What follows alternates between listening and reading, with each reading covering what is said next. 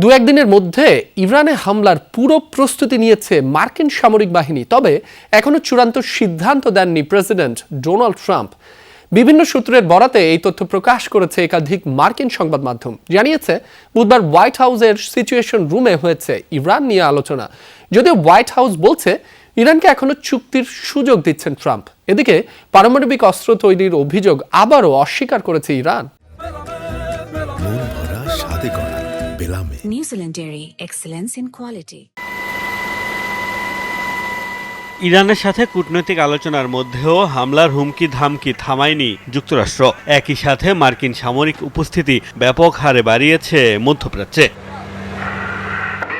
মার্কিন সংবাদ মাধ্যম সিবিএস ও সিএনএন বলছে ইরানে সম্ভাব্য হামলা নিয়ে বুধবার আলোচনা হয়েছে হোয়াইট হাউসের সিচুয়েশন রুমে। ট্রাম্প প্রশাসনের একাধিক শীর্ষ কর্মকর্তার বরাতে সংবাদ মাধ্যমগুলো বলছে শনিবারের মধ্যেই ইরানে হামলার প্রস্তুতি নিয়ে রেখেছে মার্কিন সামরিক বাহিনী। তবে এখনও চূড়ান্ত নির্দেশ দেননি মার্কিন প্রেসিডেন্ট। সংবাদ মাধ্যমগুলোর দাবি আগামী কয়েকদিনে বেশ কিছু মার্কিন সেনাকে মধ্যপ্রাচ্য থেকে সরিয়ে নেওয়ার পরিকল্পনা রয়েছে যুক্তরাষ্ট্রের। মূলত ইরানের পাল্টা হামলার ক্ষয়ক্ষতি এড়াতেই এই সিদ্ধান্ত। যদিও হোয়াইট হাউস বলছে এখনও কূটনৈতিক সমঝোতাই চাইছেন ট্রাম্প। ইরানে হামলা চালানোর অনেক কারণ ও যুক্তি রয়েছে।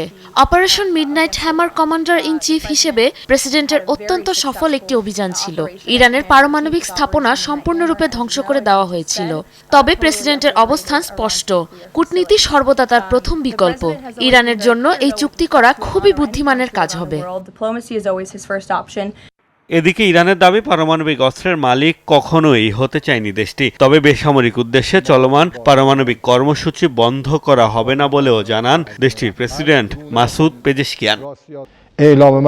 আমরা পারমাণবিক অস্ত্রের মালিক হতে চাইনি। তারা যে কোনোভাবেই এটি যাচাই করে দেখতে পারে। আমরা তার জন্য প্রস্তুত, কিন্তু আমরা আমাদের রোগীদের বাঁচাতে অথবা শিল্প ও কৃষির উন্নয়ন ঘটাতে জ্ঞান বিজ্ঞানের ব্যবহার বন্ধ করার সিদ্ধান্ত মেনে নেব না। গত জুনে ইরান ও যুক্তরাষ্ট্রের মধ্যে পারমাণবিক চুক্তির আলোচনা শুরু হলেও তা ভেস্তে গিয়েছিল ইসরায়েলের হামলায়। যুক্তরাষ্ট্রের হুমকি ধামকির কারণে আবারও বাড়ছে একই পরিণতি শঙ্কা। মোস্তফা মাহমুদ, যমুনা নিউজ।